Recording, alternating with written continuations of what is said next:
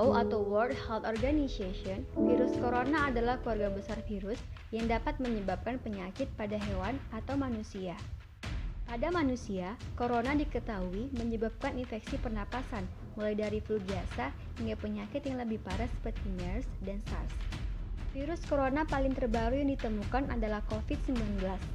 Virus ini termasuk penyakit menular dan baru ditemukan di Wuhan, Cina pada Desember 2019.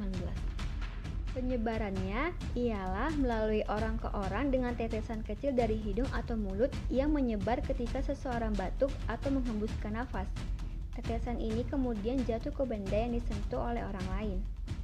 Gejala COVID-19 yang paling umum adalah demam, kelelahan, dan batuk kering. Beberapa pasien mungkin mengalami sakit dan nyeri, hidung tersumbat, pilek, sakit tenggorokan, dan diare.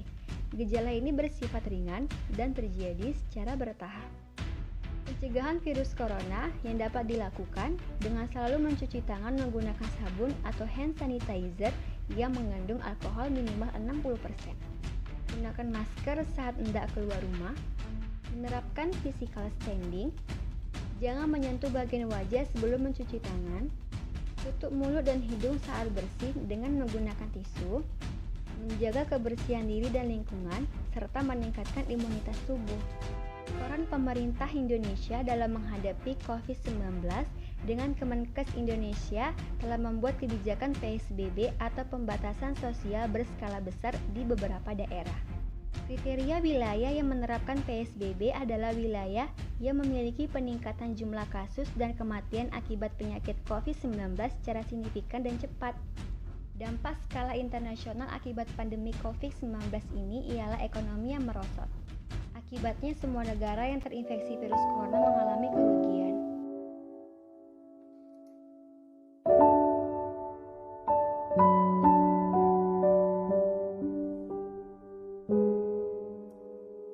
Cukup berpengaruh ya kalau virus corona ini berkepanjangan durasinya.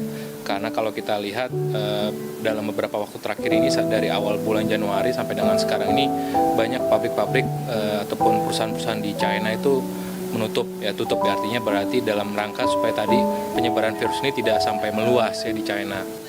Sehingga ini juga akan berpengaruh juga pada aktivitas manufaktur dan ekonomi di Tiongkok, sehingga pada akhirnya tentunya ini akan berpengaruh pada permintaan komoditas ekspor ya, khususnya dari negara-negara di ASEAN termasuk juga Indonesia.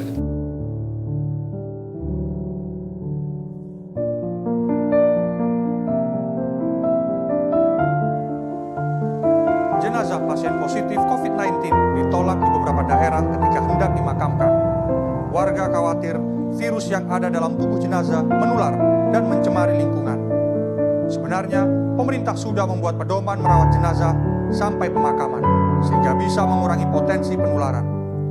Dalam pedoman tersebut, jenazah pasien positif COVID-19 dibungkus dengan kantong atau plastik yang tidak mudah ditembus.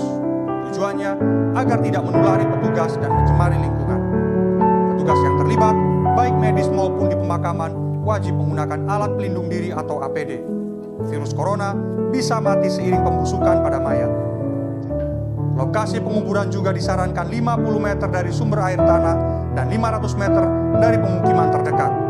Kemudian, seluruh peralatan, ruangan, dan petugas yang terlibat harus disterilkan.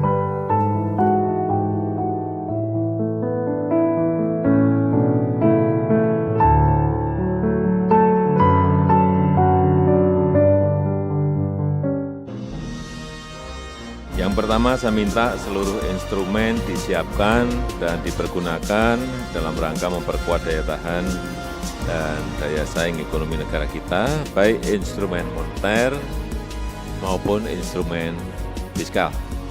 Dari sisi moneter, saya menyambut positif keputusan dari Bank Indonesia dalam menurunkan suku bunga BI rate-nya dan juga melakukan relaksasi moneter untuk mendukung pergerakan ekonomi nasional. Yang kedua, hari ini kita akan memutuskan langkah-langkah kebijakan fiskal dalam mendorong ekonomi kita, baik dari sisi konsumsi, baik dari sisi investasi, dan dalam meningkatkan kembali sektor pariwisata, terutama di Bali, di Sulawesi Utara, dan di Kepulauan Riau.